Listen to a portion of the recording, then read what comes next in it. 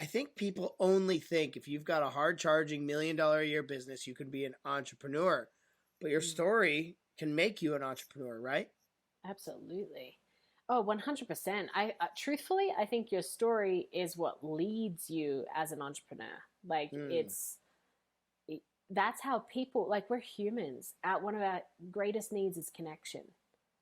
And so when you are vulnerable and share your story, you know what that builds? Trust. And we often think trust leads to vulnerability when it's the other way around. Hmm. Vulnerability leads to trust.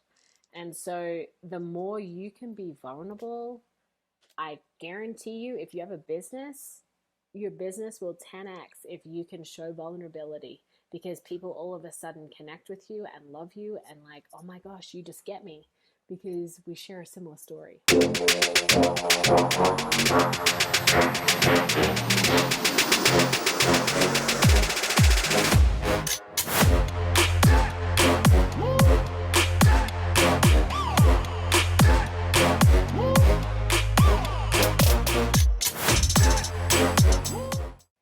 Welcome, entrepreneurs. This is your host, Skylar Schisler, with the Entrepreneur Theory, where you show up to get the skills and the ideas that you need to make your dreams into a reality. And today, I have a special guest, Cara Kelley.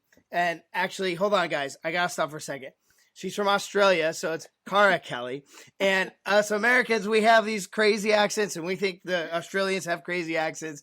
But guys, she is a doll, and she's somebody that I've admired from afar for a long time. When I first met her, it was actually in a network marketing business, and she was a striving, soon-to-be mother, and she was working really hard to make a name for herself here in the United States. And I just remember learning about her mindset. Her mindset was all about gratitude. It was about longevity, and it was really about caring for other people. And when I started this podcast, I knew that Cara was somebody that I wanted to have on the show because that embodies what an entrepreneur means and really caring for other people. Because when you're building an idea or you have a product or you have a business, you're going to interact with other people. So that's where I want to start to the show today. So please welcome Cara Kelley to the show with her business, The Kelley Effect. Thank you so much, Skylar. It's so good to be here. What an awesome introduction. Thank Thank you. you. I'm here to talk about all kinds of fun stuff. I mean, you've got a book, so book the flight already. It's on Mhm. Kindle. I've actually read your chapter, and I'm excited to ask some questions about that. You've got workshops, you've got a coaching business, and it all evolved from taking a leap years ago. Do you want to start with maybe your story and fill everybody in with who Cara is? Gosh, yeah. Yeah, I'd love to. It's crazy. I mean, it's so amazing to see for both of us, like, where we've come from, many years ago when we very first met, gosh, back in like 2014 to now. Mm-hmm. It's beautiful to watch. But yeah, I guess for me, really everything began back in 2012 when I left Australia. I was like, I'm going to go take on the world. I want to be challenged. I want to be out of my comfort zone. I'm going to move to Scotland, right? And so I moved to Scotland because it was the easy thing to do, actually. My mom was born in Scotland, so I could get a British passport. And man, I remember being there, and I was there for probably 6 months at that point, and I just started to feel like, why am I here? Like, what in the world am I doing here? I just felt completely lost. While I have family there and I love them, I just really felt lost. And at that same time, I was asked to be a trainer for an education program in San Diego. And I was like, yes, absolutely, I'm in. Like, I love training and facilitating, and it was an honor to be asked. So I came out here. And the moment I landed in the US, I had this deep knowing and this deep feeling that this was where I was supposed to be, which was strange to me at the time because I didn't think I'd ever want to live in the US. To be honest, it was never like a pipeline dream or anything. It was a feeling. And so that was kind of the beginning of everything for me. I traveled the US for a couple of months, and I had all of these like crazy signs that I should come here, right? Like just pointing me to the US. And I thought, my gosh, it makes no sense. Logically, I had no job, no visa, no house, no car, no zero logical reason to move here. So I went back to Scotland, and really, I just at that point I remember going up, for a big walk up Arthur Seat, which is an old extinct volcano in Edinburgh. And I got to the top, and I just remember looking down at all of the different paths I could have taken to get to the top. And I thought, that's my life. That's my life right now. I just need to trust my gut, and I'll make it to wherever I'm supposed to be. And so I went down, and I remember going to my great uncle, and I said, Tommy, I've got to go, Uncle Tommy. And he's like, I know you do, and I'm going to help you. I'll help pay for your ticket. And that was huge, because I was stone broke, to be honest, at that point, because I'd traveled for 8 months straight. And I totally took a leap of faith and dove into the abyss of the unknown, right? And came to the US, and everything just kind of fell into place for me. And that was that moment for me of realizing, so I call it your truth, your inner guidance system, your intuition, your gut instinct, your faith, whatever you call it, that little voice that says, do this, or don't do this, right? And so I realized the power of following your truth back in 2012, and decided that's how I wanted to live my life forever. And it's funny because now it's evolved into my business. It's a remarkable story. And when I was reading the book, I mean, there's a lot of ladies that are very powerful that have written in your book, and they write, a chapter of their experience and why they booked the trip, and they took off, right? And it was like a launch pad for them. And what I was reading is, from an American perspective, everybody's going to Egypt and Spain, and and you're like, I'm coming to the United States.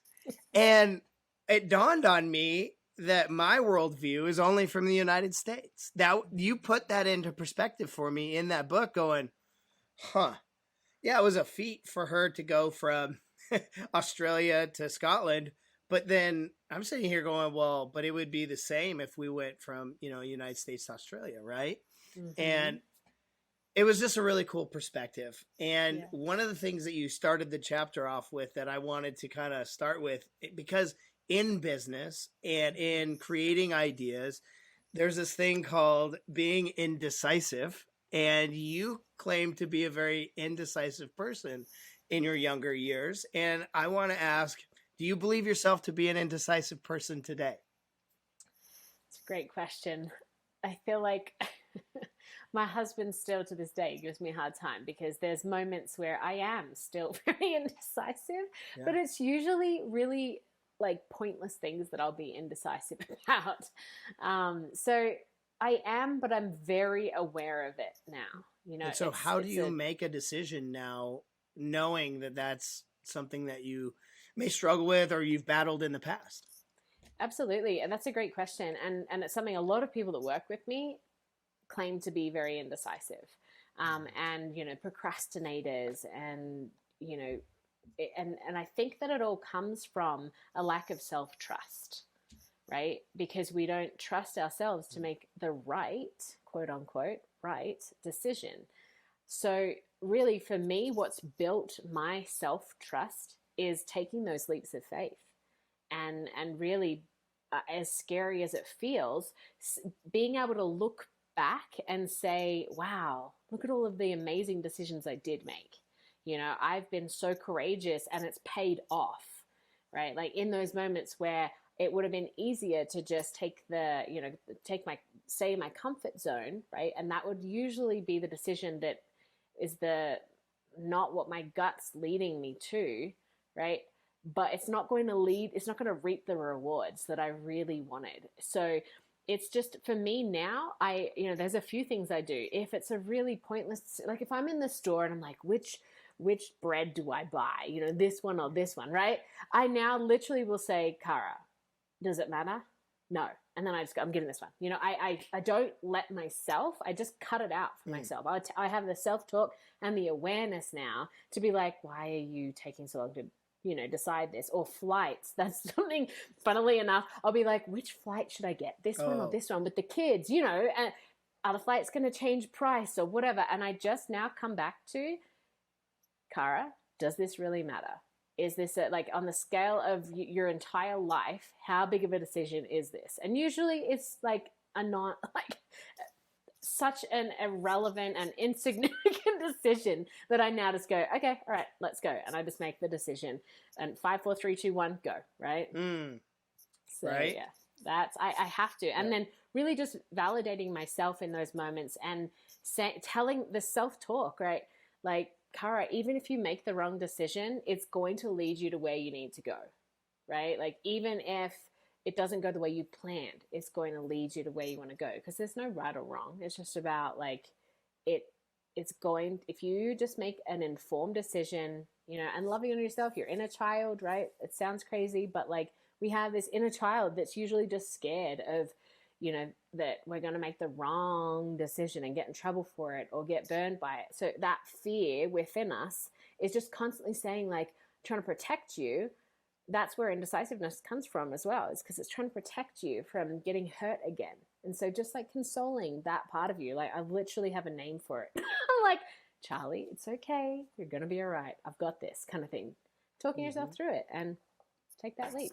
You brought up something as you're talking. I'm remembering, I believe it was the 4-Hour Work Week by Tim Ferriss. And there's a point in that book where he talks about a guy who wants to own a surf shop or a surfing business down in like South America somewhere.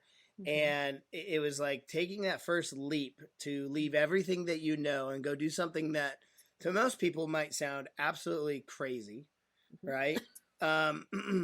Outlandish. But when he did it, it was the most freeing and liberating thing. But one thing that he talked about was in making those decisions, he had some hard times.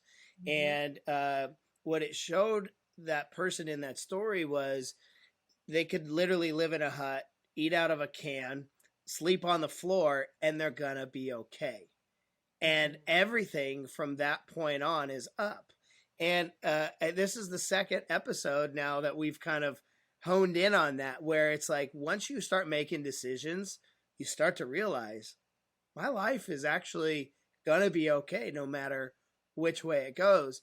And it's a great segue into another portion. I'm not going to give away your whole entire story on your book, but I want to talk about a moment in I believe it was a Walmart with a group of your friends. And there was a young man who was 18 years old, and he was struck by you guys, thinking, wow, I could never live the life that you have. Do you mind, just touching base on that story and what that story means? Because it touched me. It made me realize, wow, I am not a tree and I'm not planted in one place. My roots aren't so great that I can't go anywhere. Yeah, it's funny. When I wrote that part in the book, I didn't realize how much that experience had impacted me until I wrote it. And I tell you, if you ever write a book, it's one of the most healing things you'll do. Like, it really did. I remember crying as I wrote it. And what's funny is I've had multiple people message me and say that they cried when they read that part. And I think because, so in the book, for those of you that haven't read it, I was explaining, I was on a bus with about 20, no, it wasn't 20. There was like a small group of us that most of them were from the UK and I was from Australia. And we were traveling from New York to San Francisco, camping our way across the US, and it was amazing. And I remember we were in a southern state of the US, and it was a kind of a small town in the middle of nowhere. I can't remember exactly where, but we went into this Walmart, and I remember we were laughing and kind of joking around about what we were seeing because it was so different to home for us. And we get to the checkout, and yeah, this 18-year-old kid is like just in awe because he could hear our accents, and he's just like, where are you guys from? And I remember I got chatting to him. I said, oh, I'm from Australia. They're all from the UK. And he was like, I could tell, totally dumbfounded. And I remember him saying something, I can't remember the exact words, I wrote it in the book, but it was like, I wish I could do that. I could never leave my hometown. And I was like, what do you mean? Yes, you can. Like, anyone can. You can leave your hometown. And he just said, oh no, I couldn't leave. And I remember just looking at him saying, you can. Like, there's nothing different about us. Like there is nothing different from me to you. It just, we made a decision that this is what we wanted to do, and you can do the same. And I remember he had this hope in his eyes after I walked away. And I knew at that point, like, travel can change the world. When we get to experience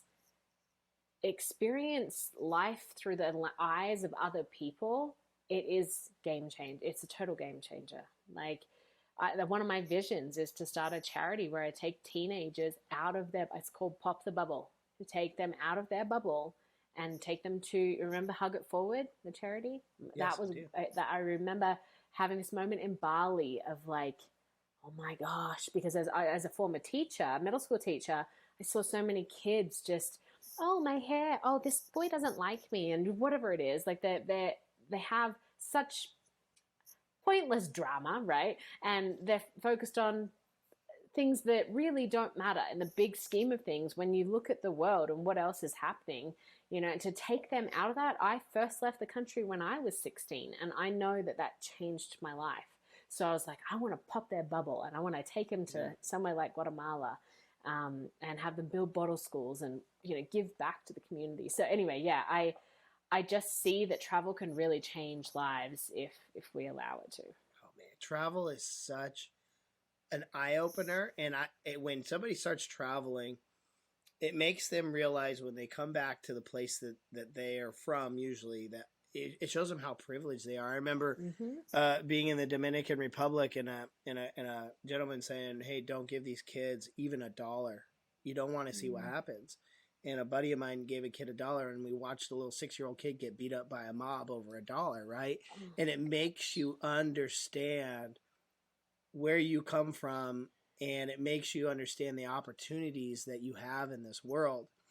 And there's a lot of positive things, right? You get to try new foods, meet amazing people, get introduced to new concepts. So as you're traveling across the United States, you're you know, bouncing back and forth between Scotland and, you know, I know you've gone back to Australia a few times since we've met. And, you know, how has that impacted you in the Kelley effect and creating your business and then executing your goals through your business? Yeah, man, in so many ways. I mean, like you said, we met through network marketing, and honestly, I never thought I would be a business owner, to put it like, I really, truly, I was not one of those kids that, you know, you hear people saying I was entrepreneurial from, like, you know, when I was 4 years old, I would sell this and that. I wasn't. I was little Cara in my own little bubble, reading my book. Didn't, you know, just was not like that. I didn't know anyone that was, I mean, my granddad was entrepreneur, but I didn't realize he was until I was an adult, which is kind of crazy. But really taking those leaps of faith, like first taking that leap of faith to move to the US, I truly believe that's what led me to, you know, the network marketing company that we were both in. And that opened my eyes to a whole new world. It opened my eyes to the fact that there were people out there that made thousands, you know, like hundreds of thousands of dollars a month. Well, at that point, like $20,000 to $30,000 a month, I was like, what? You know, I thought that was just mind blowing. And it's amazing how that just expands as you meet new people. But it allowed me to see what true freedom meant to me and what it meant to other people, and that was possible. And so I started to realize maybe I'm not going to be a teacher for the rest of my life. Maybe I have something else bigger that I'm going to achieve. And which was surprising because I thought I would be a teacher for life. You know, I really did. And it was great timing because I had started to see how political the education system could be, and I didn't really want to be in it like I did when I first started out. And so, you know, that leap of faith allowed me that opportunity, and then from there that led me back to Australia. And it's funny how, like, things unfolded where I'm so grateful for my experience in network marketing. I learned so much, you know, it's all personal development, right? Wrapped in, for us, it was wrapped in travel. You know, so I learned a lot about myself, a lot about the world, a lot about other people. You know, I just learned so much. And I, at that point, had the realization when I was in Bali at one of our conferences that I I wasn't excelling to the point that I wanted to in the network marketing company, because my intuition, my truth was telling me that I needed to start my own thing. And I remember that hit me like a ton of bricks, because I didn't want to quit. It had been, it kind of beat into us like, don't quit, don't quit, don't quit, right? Oh yeah. And but while I see value in that, I also started to realize I saw an issue. I had an issue with that, because I realized, like, as humans, we have this inner guidance system.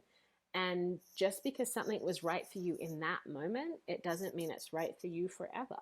And I think we often block ourselves from realizing that, because of other people's expectations, and because of, being coachable and like doing what you're told to do can block us, because we don't want to let other people down. And that was what, I realized that in Bali, and I thought, okay, I've got to start my own thing. How am I going to do this? And it took a lot of leaps of faith. That was back in December of 2016.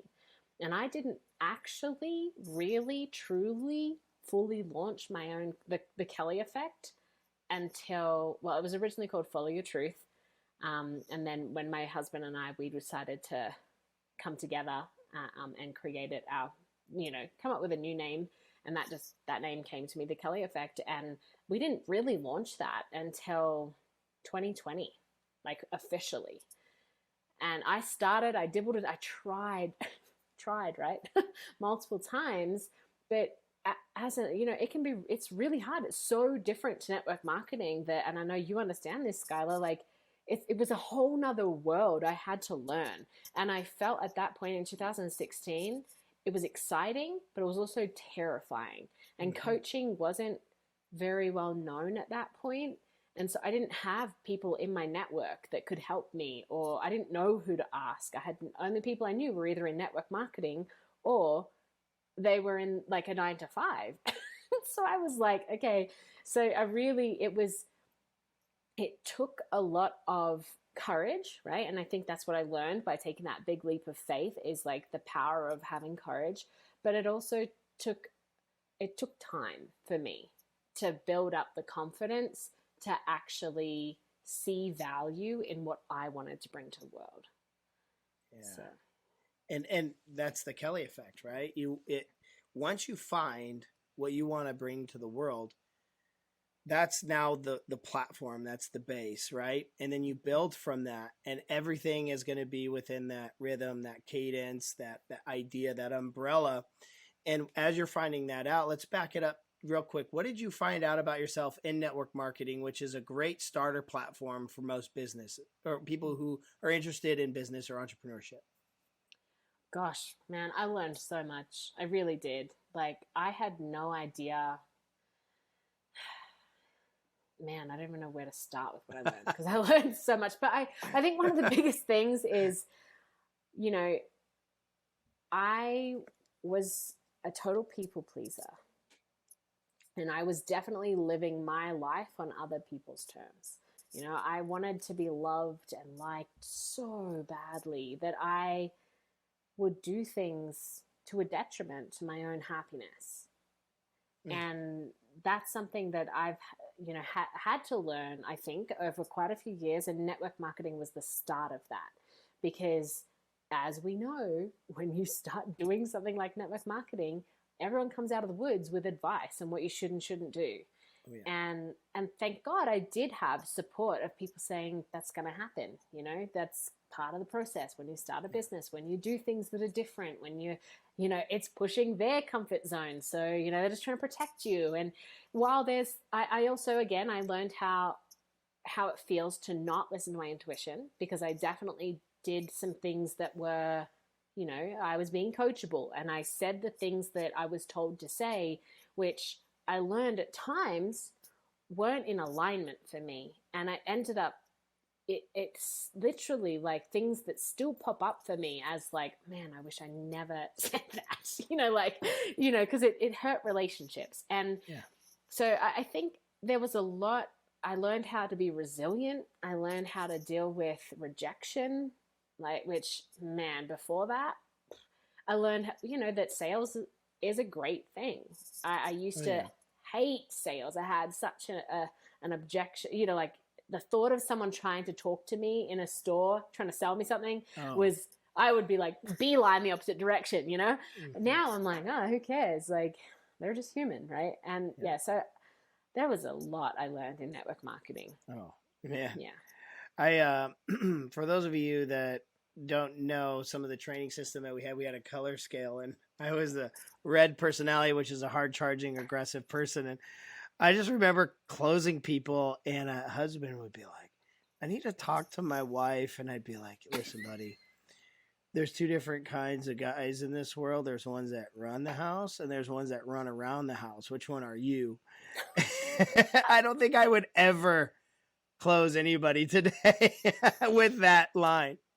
It was Right. in the time I was so bold. I wanted to win so bad. I was willing to say what I needed to say to get a point across. And now having much more experience, I just have to sit here and laugh and ask for Yep. forgiveness. So if you're listening to I this know. podcast and you were on the other end of that, please forgive me. I'm human. And Yeah. moving forward from the network marketing, I remember when you moved on. I remember that was a big moment for you, as when I moved on from the exact same company many years later. That was a big movement, for me too. And I really Mm-hmm. found out who was in my wheelhouse. I found out what mentors really were, mentors that wanted to see me succeed. And I also found out mentors that I was a commission ship. I wasn't really a friendship. I was a paycheck, which is fine. I get it. I just wish I knew that was the terms of our agreement Mm. beforehand. Right. And I don't fault any of those people. I still love them, and I forgive them. And I've moved on. I don't, the glass is not half empty or half full. I've already drank it and moved on. Right. Right. And so the question I have is, now that you've moved on and you've created your own space, what was that transition like? You've got the protective bubble of network marketing. You've got all your sales material made. You've got your websites. You've got a group of people backing you. And then you go poof, and you're almost like Finding Nemo. You know what I mean? You're like out in the middle of the ocean by yourself. That's the way I think of it. Yeah, that's exactly how it feels. Like, and that's, I think, why it took me, 4 years it's probably more like 3 years to actually rip the band-aid off and officially launch. Like, and that, when I think about it, that's really not that long in the big scheme of things. It felt like a long time, Yeah. but it was hard, because I remember when I first wanted to start it, gosh, I just remember being like, so what do I do? And I went onto Canva, and I made some flyers for this workshop I wanted to run. And I thought, all right, I'm going to start putting the flyers out. I had no idea where I was running it. Like, I really just I didn't know how much to charge. Like, there was, it really truly felt like an absolute abyss of like, where do I start? It's this black hole. How much do I charge? What do I need a website? How do I make a website? There was so many things that I remember getting to the point where I wanted to offer this workshop, but I was constantly planning the workshop, that I never actually offered it because I didn't know where to or how to. So I was like, all right, let me do what I can control. And that was planning it, because I was a teacher. I knew how to plan it. I knew how to do that part. And I was hoping, that connections might lead me to a way to bring that to life. And initially it didn't, and I remember that I met my husband, and he and I together had visions, but he also didn't really know how to bring it to life. And when I came to the US, I had my son almost I literally fell pregnant with him the day I moved here to be with my husband. And then I was so absorbed in parenthood that I did end up, at that point, I fell back on what felt comfortable. And so that was network marketing. I ended up joining, I started selling Kangen water, the Kangen water machines. And but I learned a lot through that too about attraction marketing. So that taught me how to use social media to have people come to me for my services. And I was like, oh my gosh, why didn't I know about this years ago? It was so helpful. And so I think that led me to a lot more understanding of what I would need to do to start my own company and also building my own brand. So even though I was selling the Kangen water, I started building my own brand. That's and important. and that was, it's really important because people started to get to know me. People that didn't know me, I expanded my network and started building that online and speaking up and speaking out and sharing who I am. That then whenever I decided to drop our actual, to drop the Kelley effects in our first workshop, things did kind of click. So it fast forward to then 2020. I remember attending, like I started watching some people that were doing what I wanted to do. Mm-hmm. And I found a couple of mentors. And while I was not in a financial position to invest in anyone, because at that point I'd been trying to, I was just trying to figure things out. So I couldn't really invest, but I found a bit of money to take a program from someone that was one of the people that I was watching how she was kind of running her stuff. Mm-hmm. As I watched her grow from not really making much to literally, like, I knew she was crushing it in the coaching industry. And I didn't really care for the program she was taking. I just wanted to watch what she was using. I was like, what system is she using? How is she, charging people? What is she charging? And so I just started immersing myself into that to understand more. And I won a couple of like free coaching sessions, and I really just put myself out there to learn as much as I could. And yeah, that led me to then, a system. I found a system and I decided I'm going to try it. And so that was, I ran a free workshop online, and COVID really helped me because I was very adamant that everything I would do would be live and in person because it's so much more impactful. As a teacher, trainer, facilitator, I know that it's true. It's a fact. However, that you can still make a huge impact virtually. And it is a lot easier actually to get started virtually, so because you don't have the overhead of having to book a venue and all of that. So I at that point was like, all right, I'm doing it. But I had to do it myself. My husband and I have since come back around and we're doing it together, but I had to do it by myself. So for anyone that's a couple that wants to go in business together, I encourage you to sit down with your partner and figure out what works best. Some people, it's doing it together. For us, it was when we sat down together, we both had so many ideas, we'd get overwhelmed and nothing would happen. So I needed to be alone and say, okay, what are we going to do? I'm going to do this, and come up with an action plan, and then come back and basically would tell Brandon what was happening and then he would come and he could crush it when he actually came down to, present and be a part of the program. So find what works for you, and that was really key for us in actually, making it work. And so, yeah, we launched January 2020. I launched my first offer, and in I can't remember, it was like my first 14 weeks of my business, I made 14 grand. And I was like, shit, it worked. Oh, excuse my language. I was like, You're good. Sorry. It worked. I was like blown away. I'm like, oh my gosh, okay, I can do this, And so, yeah, it was like baby steps. Anyone starting out, baby steps. Trust the process. Absolutely. Well, you embody, so I remember it being in personal development and hearing kind of some hokey lines, right? But what's funny is the hokey lines often are so true, right? And what you just told everybody, and what I want everybody to slow down and think about right now, is you are a student, you are trying to learn. The teacher is not going to show up until you're ready to learn, right? So we were all told, and we've all should have been told, the teacher will appear when the student is ready. Mm-hmm. And that was a point that you had to go through. Mm-hmm. And, so you jump from one company to another, which gave you bits and pieces that you needed to learn. And then you start evolving, right?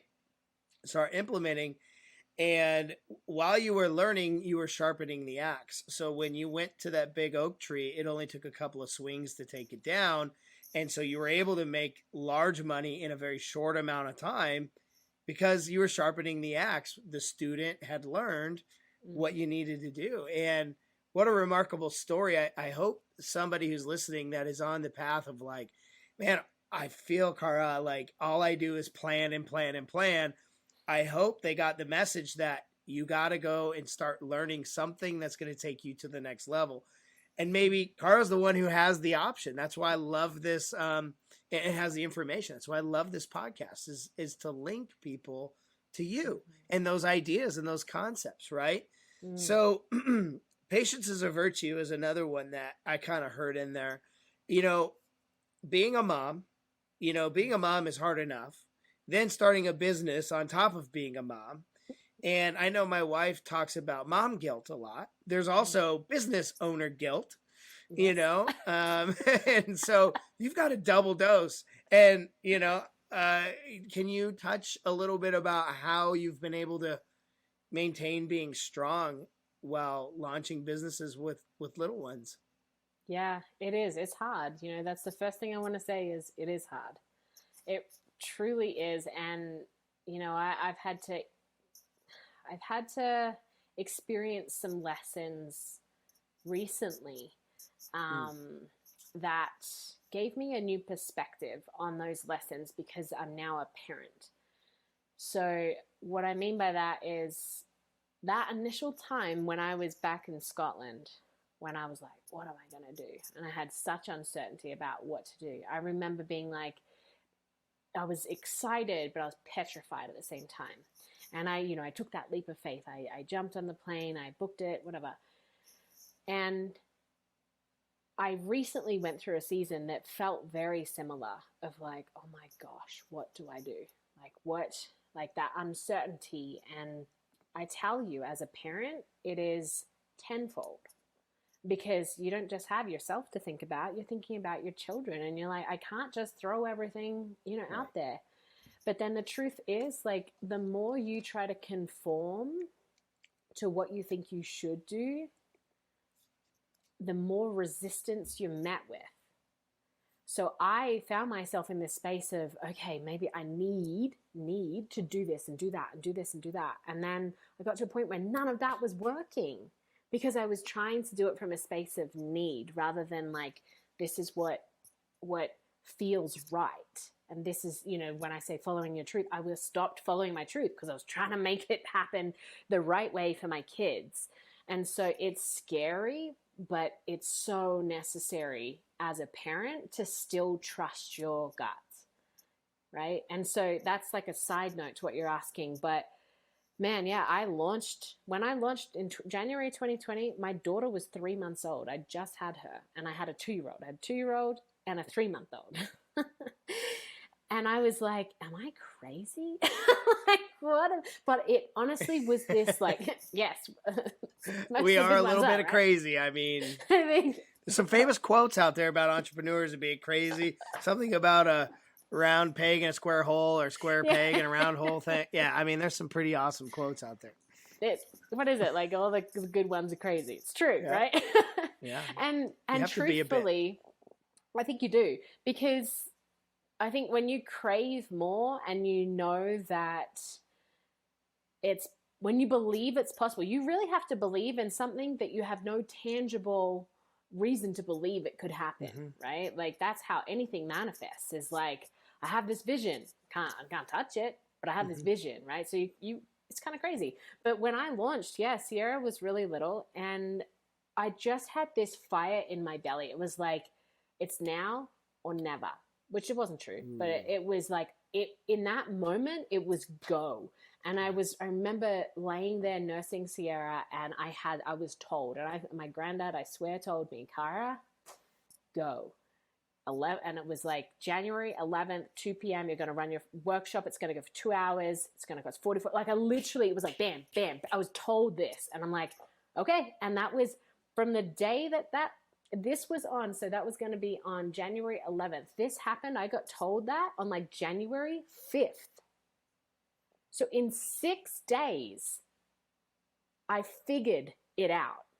6 days, I figured out, how am I going to make this offer? And I'd never up until that point charged for an offer online, ran a workshop like that, like had a sales page. In 6 days, I was like, I got to figure it out. Let's go.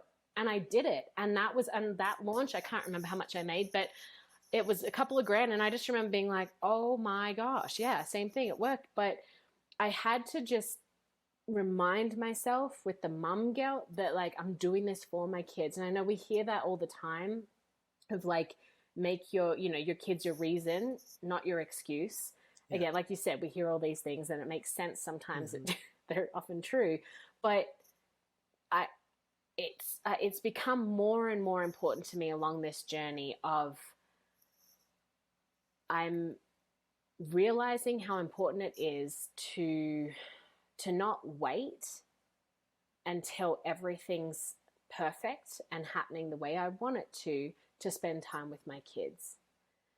You have to, like, time blocking is so important. Find the time to be actually schedule time in your calendar to be present and enjoy your kids, and time, to be focused on your business. Because otherwise, I found myself, whenever I was with my kids, I was like, oh my gosh, I've still got to be doing this for my business. And I would be trying to do things while I'm with my kids.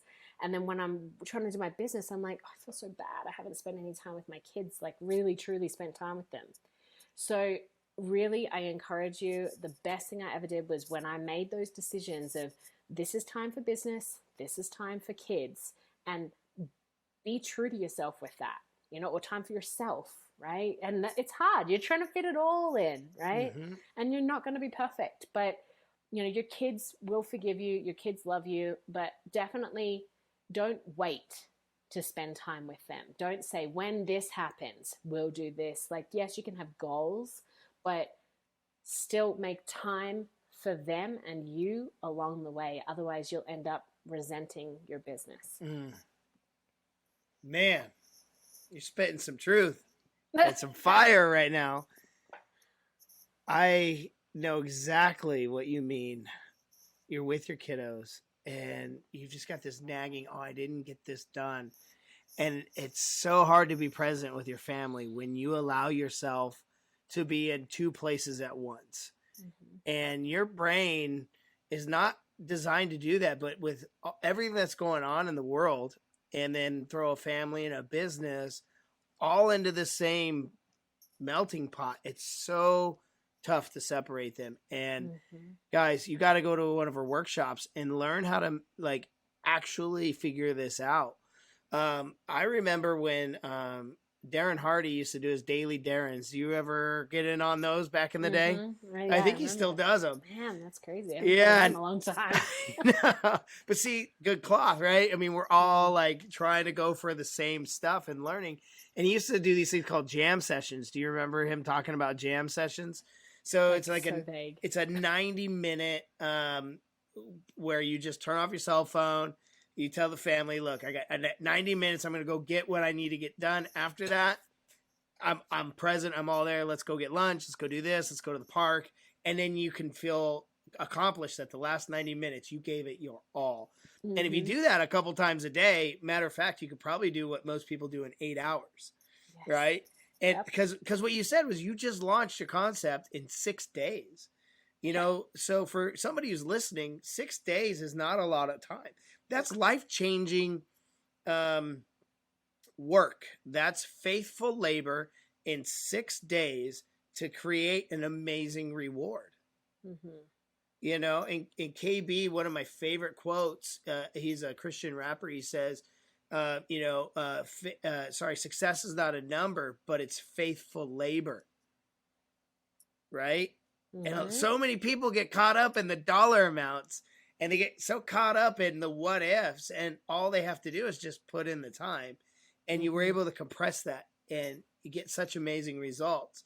So now, fast forward, I know most people, when they're in network marketing, they operate under their name, their social security, and then maybe if they get big enough, they'll do an LLC, and maybe they'll register it under that or something like that. So now that you're in a bigger business, you have to operate, differently. So you're setting up courses, you're setting up links, you're setting up a business.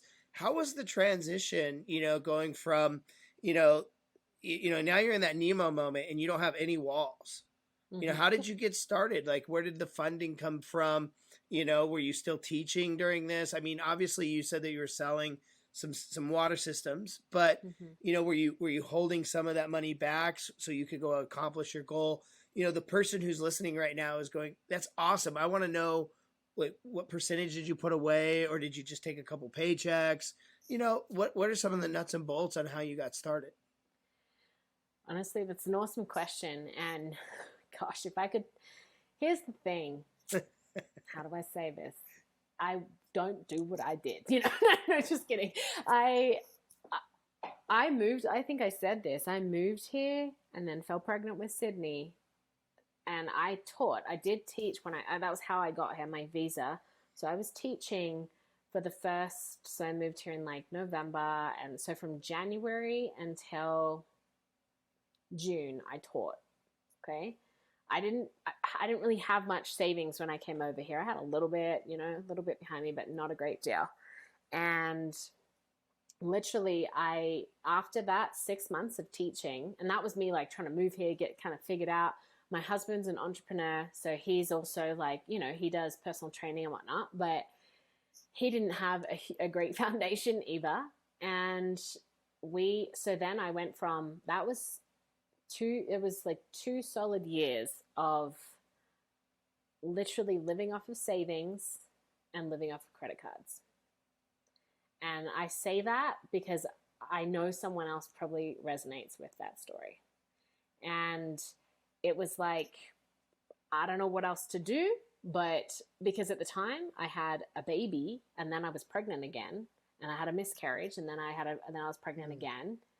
And so like it was literally, I was either pregnant or I had a newborn, or I was still breastfeeding and I was needed, right? And I was never, I never wanted to go back and work a full-time job when I had a small baby. And it wasn't an option, to be honest, at that point. And that's why I was like, I have to make this work. I just have to make this work. And to be fair, my advice, obviously everyone's situation is different. In my situation, I couldn't have done any different at that point. I truly believe that. I wouldn't have left my breastfed child to be taken care of by someone else. So it caused a lot of financial challenges for us, to be very real. And then once I launched my business, I was like, all right, it's like sink or swim. Like, what are we going to do? And it was a journey. It's been a roller coaster. I didn't know how to get funding. I didn't, like that wasn't something that I still to this day haven't cracked that code. I don't know, and I know there's ways, but my advice would be, I know in network marketing, I remember it was always this like, you wanted to quit your job, right? The goal was to quit your job, and often people were encouraged to quit their jobs before they were financially ready. And here's the thing, I will cheer you on all day long if you quit a job because it's not for you and if you're not happy, all day long. But if you're quitting a job just because you think that, your business is going to take off from the day you launch it, I tell you that's risky. I encourage you, keep a steady income while you build this. That way you're not acting out of desperation and scarcity. You're not trying to sell something, and because it's not a good feeling. Like I tell you, I didn't like the feeling, and I had to do a lot of inner work on shifting my mentality when I was launching from a place of sink or swim, right? It can be done, but it's not as easy as if you have if you've got income coming in, especially if you have kids and you have income coming in, then yes, it puts a fire under your butt, when you don't have that income coming in, but it does help when you just have that coming in, and then you can actually launch your programs or do whatever it is you want to offer, create your thing, without that stress. And also be able to pay for the website, pay for the things that you need to pay for, because it is pricey. There are things you have to pay for. I did it on the most budget. I did it the most budget way you possibly can. And I really I'm trying to think where I even got that money. I think it was just from my husband's like personal training clients maybe, like, and I really did, like I said, I entered in all the raffles and things to get free coaching where I could. I did join a, program. I paid on like the smallest, payment plan I possibly could. And I did things that I wouldn't encourage people to do, where I literally was like, I am just trusting that the money's going to come, and I believe in manifestation deeply, but I still believe in calming your nervous system. Like if you don't have a calm nervous system, it's very hard to manifest, and not having money and not knowing how in the world you're going to get any money is not calming. So, I was very resourceful. There were times where I did ask my mom at home to borrow some money here and there, but I'm very independent. I hate borrowing money from people. So that was very rare. But I say all that to say, I wouldn't encourage people to do what I did. I would definitely, if you can, I just don't think I was in a position to do that, but I would encourage people. It's okay to work a job while you build your business. Right. Like I think there's kind of a bit of a, I think there's a lot of people out there that see that as a bad thing, that if you're working a job while you're building a business, you're not going to be it. And that's not true. Like, 100%. I agree with that statement. If you're a striving entrepreneur, a business owner, take her advice 100%. It's the magic of part-time. I followed Jim Rohn for many, many years, listening to him. He was one of the most successful network marketers. And he always said, like, if you can make $5,000 part-time, that's a story. But if you're making $5,000 full-time, well, anybody can go get a job like that. But now if you get to the part-time and you're making $20,000 a month, people are going to line up to hear how you did it, right? And so there is a magic that happens in part-time.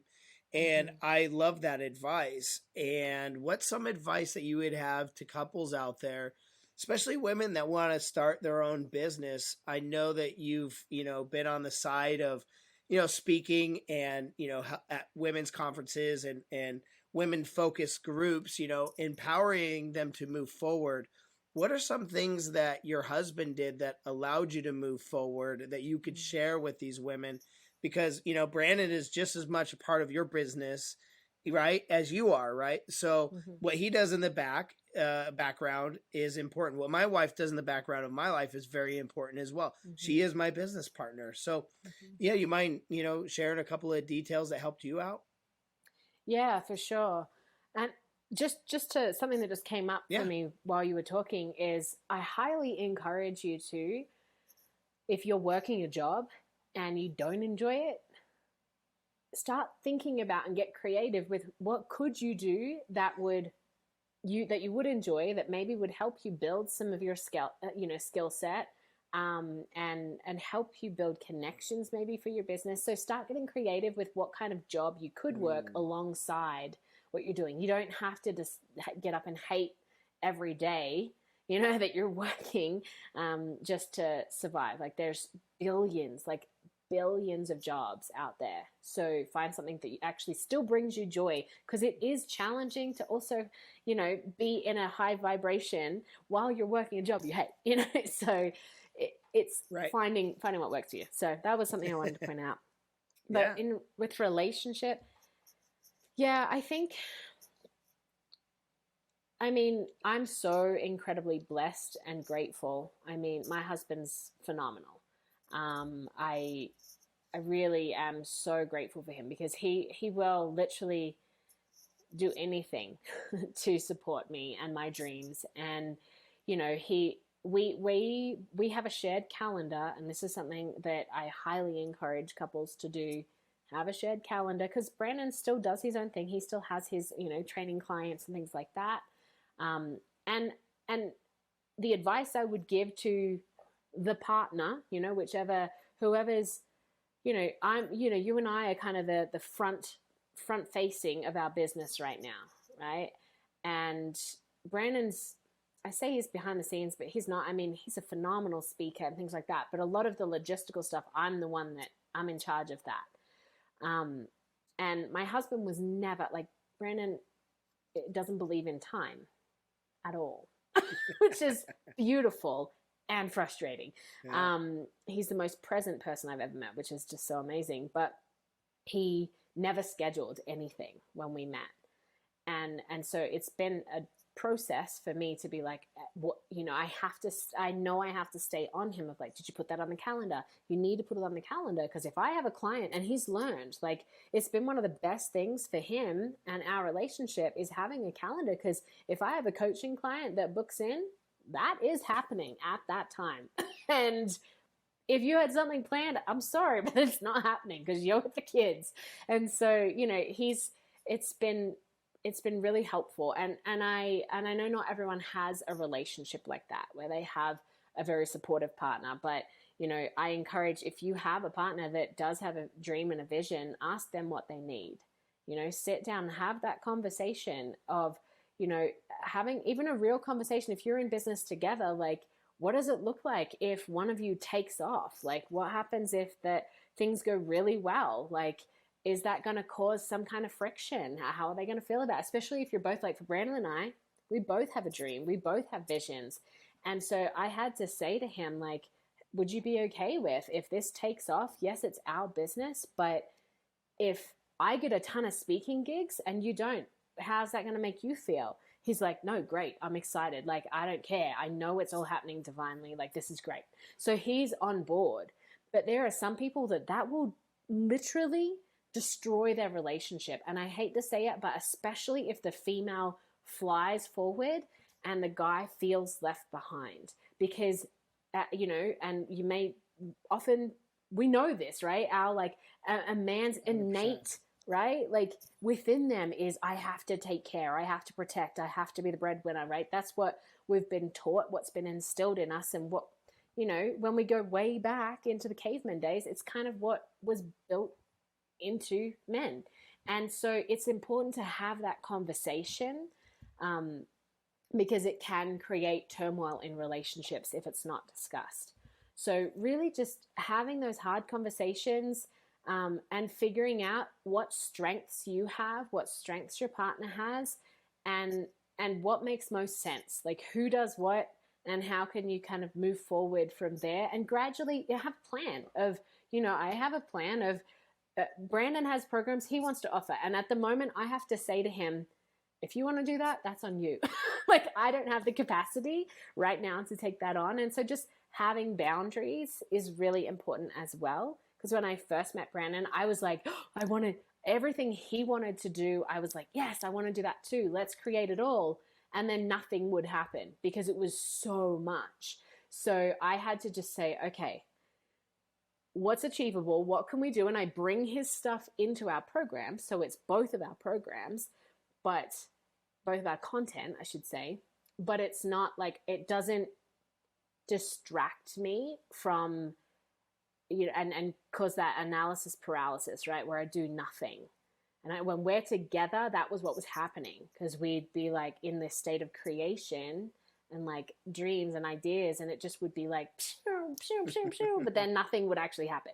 Right. So it's finding that, having those hard conversations. Highly encourage, if you can get a coach, I highly, highly encourage. And this is another reason why I say, keep your income coming in so you can keep investing in yourselves. And that way you can get started the right way. Again, I wish we did this. I wish we had the capital to actually hire coaches when we first got started, to just, because when we did, man, it was a game changer. We had someone on the other end that was totally unbiased, that could sit there, hold space for us, and also kind of point out what was actually going on, right? It's like having a therapist, but specifically for your business. Yeah. It was a game changer. So highly recommend doing that. In having a coach, a lot of times they may not have the specific answer that you need for exactly who you are, but they will help you find that answer.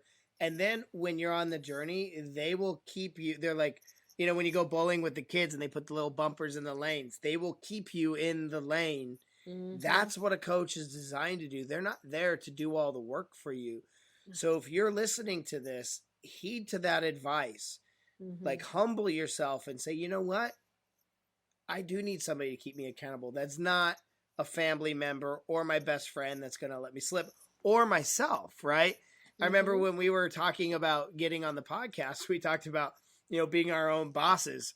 And that's a struggle in itself, right? Yeah. I am the worst boss for myself ever because I'd let myself take lunch breaks all day and we play golf and go fishing and we don't get any work done, and then we wonder why the numbers at the end of the month are poor, right? Mm. So, that's why if you're a business owner, having a coach is just as important as having $100,000 in the bank. Yeah. In fact, Just that's as how important. you're going to get to it. Yeah. Absolutely. Yeah. Oh man, there's so much I want to talk to you about, but I do want to, I want to talk to you about writing your book. Okay. Mm-hmm. So a lot of people, when we think of entrepreneurs, I'm going to ask you a couple questions here. The first one is, what do you think an entrepreneur is? Obviously, there's the Webster's version, but in the marketplace, what do you think an entrepreneur really is? What's your definition? I love that question. To me, an entrepreneur is someone who sees a need in the world and figures out a way to serve that need. Do you believe that you can be an entrepreneur in sharing your story while writing a book? Oh, absolutely. Yeah. So there's so many people that are going to go and probably take a look at your book while they're, listening to this podcast, and they're going to go, wow, someday I would love to write a book. What does that process look like? How did you get invited? How did you come up with the group of ladies? Obviously I don't want you to give away all your secret sauce, but what does that process look like? Because I think people only think if you've got a hard charging $1 million a year business, you can be an entrepreneur, but your story can make you an entrepreneur, right? Absolutely. Oh, 100%. I truthfully, I think your story is what leads you as an entrepreneur. Like that's how people, like, we're humans. One of our greatest needs is connection. And so when you are vulnerable and share your story, you know what that builds? Trust. And we often think trust leads to vulnerability when it's the other way around. Vulnerability leads to trust. And so the more you can be vulnerable, I guarantee you, if you have a business, your business will 10x if you can show vulnerability, because people all of a sudden connect with you and love you and like, oh my gosh, you just get me, because we share a similar story, right? So writing a book is is a really powerful way of doing it. And it's funny, I actually first started writing my book back in 2016, 2017. So it's been a long time coming. And I had a blog when I first left Australia in 2012. And I remember my granddad, who was my hero, he used to always say, Cara, when are you going to write that book? You got to write a book before I drop off the perch. And I remember when he passed, it was like one of the hardest pills to swallow was that I had not published a book. And there are going to be people listening to this. And I don't know if you're one of these people, Scarlett, but there are so many people that want to write a book, and it's on their heart. And only 1% of the population has actually published a book, and which is crazy. But there's 8 billion people on this planet, and all those stories went undocumented. Right. Exactly. Like, and I say this because I needed to kick up the butt, and I had people trying to kick me up the butt for it over the years, and it still didn't come to life. And so what happened for me was one of my best friends here, her name's Samantha Joy, we met kind of magically, and she is an author, she's a best-selling author, and she's a coach, an author coach. And she actually ran a program, it was an 8-week program, and I joined it, and I invested in her, and she's phenomenal. She took me, through a process and taught. It wasn't about writing the book. She doesn't so much take you through the writing process. She more so walks you through the process of becoming a best-selling author. But having a group of people, again, coaching, investing in people, and taking advice and guidance where you need it. Because I remember being so overwhelmed by, okay, I can write the book, but then what? I don't know. How do I publish a book? wouldn't have a clue. Where do I start? Like, how do I find a publisher? Do I self-publish? What does that mean? How, there's so many. It's kind of like starting a podcast. You open another can of worms. You feel like Nemo again. Like, Yes. what now? Yes. So I invested in her. I took that program, and funnily enough, while I was in that program, I stumbled across this lady because I was writing my own book, and I stumbled across this lady who was looking for co-authors for a book called Book the Flight Already. And I was like, and at the time I'd had this epiphany that I needed to share more about the power of travel.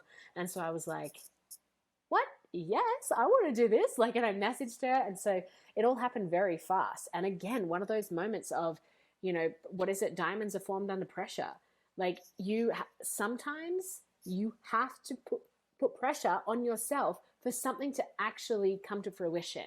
Because if you sit in this space of it's going to happen, like, and you give yourself all the time in the world, it often doesn't happen, right? How many times have we said we're going to do something and we don't follow through on it? How many times have you said you're going to publish a book and you haven't? How many times have you said you're going to launch a program and you haven't done it? You haven't actually followed through on it.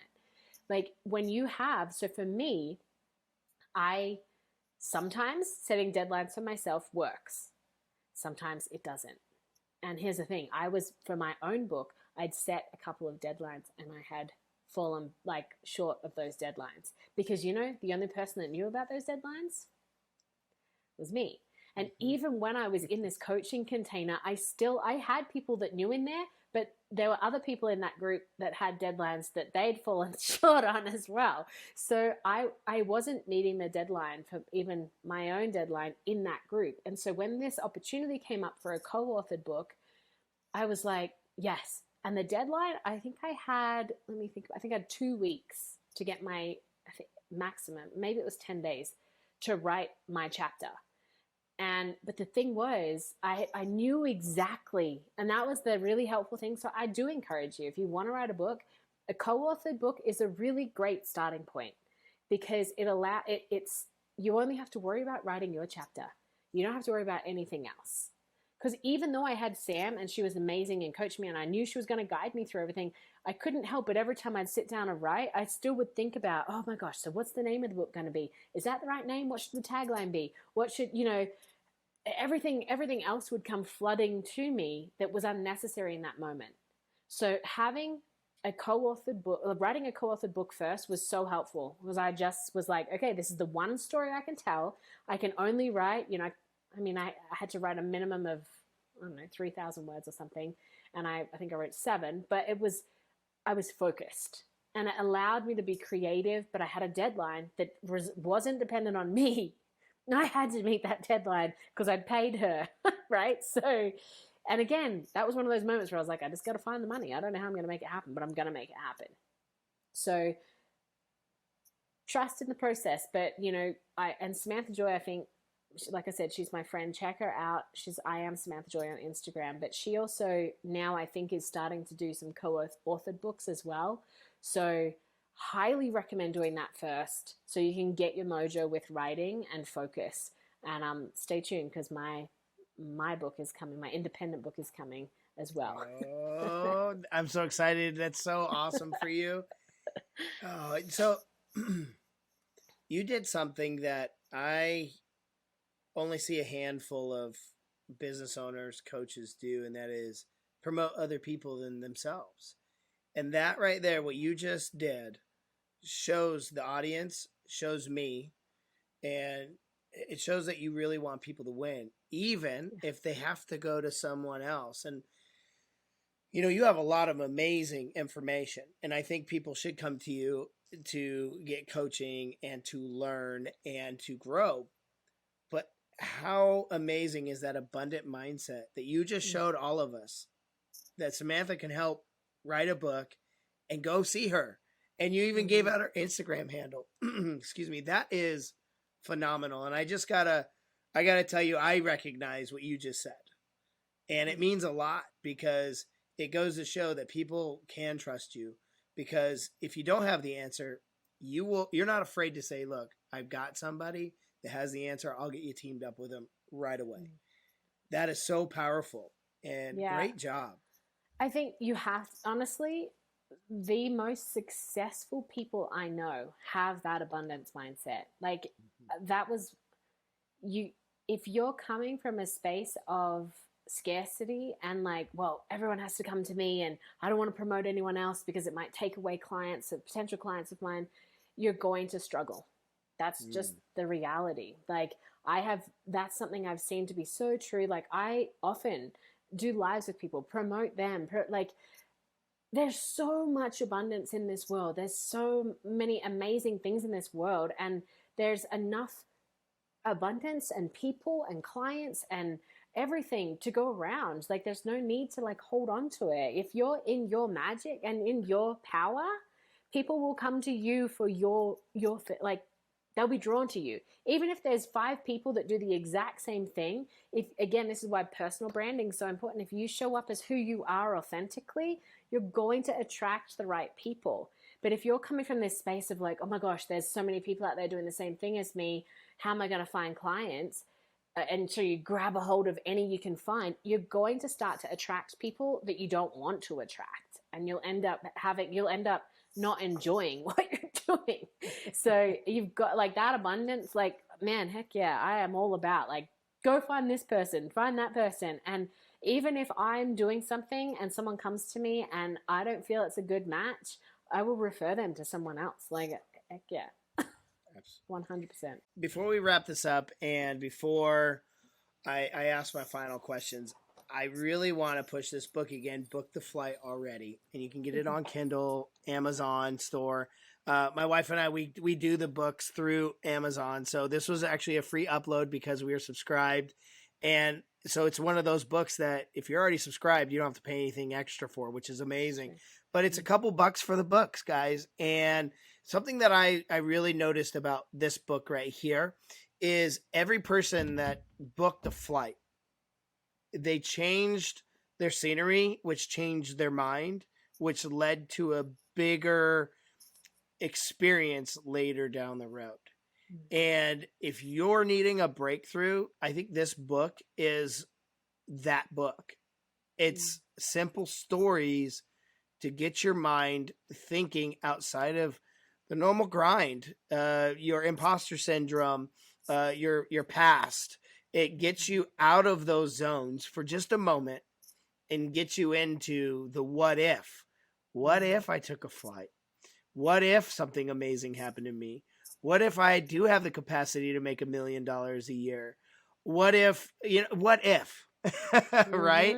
And again, on the abundance side, not the fear side. Yeah. So as you're growing the Kelley effect, what impact are you wanting to have in your community as this grows? What is your mission with the Kelley effect? Great question. So our mission with the Kelley effect is, it kind of sounds crazy, but right? Let's go. Let's go. It's really to activate the human race, and wow. allow people to see the potential that is already within them, rather than like, trying to create something else. Like it's accepting what's already within you and already within your reach and stepping into that. Activate the human race. What an amazing mission statement. I'm floored by that. I did not expect that to come out, but what an amazing, I want to be a part of that.